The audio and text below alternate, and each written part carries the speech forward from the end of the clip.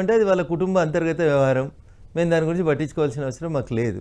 కానీ ఒక రాజకీయ పార్టీలో ఉన్నాం కాబట్టి, రాష్ట్రంలో జరుగుతున్నటువంటి రాజకీయ పరిణామాల గురించి మాట్లాడమన్నారు కాబట్టి మాట్లాడుతూ ఉన్నాం తప్ప, ఇప్పుడే మేము కవిత గారిని ఆహ్వానిస్తాము అనేటువంటి సందేహం మీకు రావడమే తప్పు. ఎందుకంటే Bharatiya Janata party is a party with difference అని చెప్పుకుంటూ వస్తూ ఉన్నాం. అవినీతి పరులతోటి అంటగాగొద్దని అనుకుంటా ఉన్నాం. చాలా జాగ్రత్తలు తీసుకొని చాలా స్పష్టంగా భారతీయ జనతా పార్టీ సిద్ధాంతాలు నమ్మి ముందడుగులు వేసేటోళ్ళతోటే మేము పోతా ఉన్నాం తప్పితే మేము ఎక్కడ అవినీతి పరులతో అంటే కాగుతలేము. మీరు అలా అంటారు. జనరల్ గా అవినీతి పరులు, అవినీతి చేసిన వాళ్ళు, కేసుల్లో ఉన్నవారు, బ్యాంక్ కరప్ట్ చేసిన వాళ్ళు, ఇలాంటి వాళ్ళంతా బీజేపీలో చేరితే సచ్చిళ్ళు అయిపోతారనే ఒక ప్రచారం కూడా బయట ఉంది కదా. ఇప్పుడు మీకు టీవీలు ఉన్నాయి, మీకు ఛానళ్ళు ఉన్నాయి, మీకు యూట్యూబ్ ఛానళ్ళు ఉన్నాయి, మీకు కింద 200 మంది జీతం తీసుకొని పనిచేస్తుర్రు కాబట్టి మీరు నోటికి వచ్చినట్టు మాట్లాడతారు. ఇది మంచి పద్ధతి కాదని, ఇది మంచి పద్ధతి కాదని.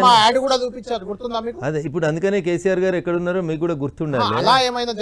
అది కూడా మీకు గుర్తుండాలి అంటున్నా. అట్లా అహంకారపూరితంగా మోడీలు బోడీలు ఈడీలు అన్నోళ్ళు పోయి తిహార్లో ఊచలేక పెట్టుకొని వచ్చారు. ఇంకా అహంకారం తగ్గకుండా ఏది పడితే అది మాట్లాడి ఏది పడితే అది చేస్తామంటే భూమి గుండ్రంగా ఉంటుంది అనేది గుర్తుపెట్టుకోవాలి కళ్యాణ్ గారు. అది గుర్తుపెట్టుకోక ఈ అహంకారపూరితమైన మాటలు మాట్లాడొద్దు. వాషింగ్ పౌడర్ నిర్మా రేపు ఏమవుతుందనే చూద్దాం. ఇంకొద్ది రోజులైనాక ఆ నిర్మాను మీరు వాడుకుంటారా లేకపోతే నిర్మా పెట్టి బండ కొడతారా బట్టల నుంచి. కాలం చాలా గొప్పది. ఇయ్యాలేదో ఉంది అధికారం అనే అహంకారంతో వీరవేయవద్దు.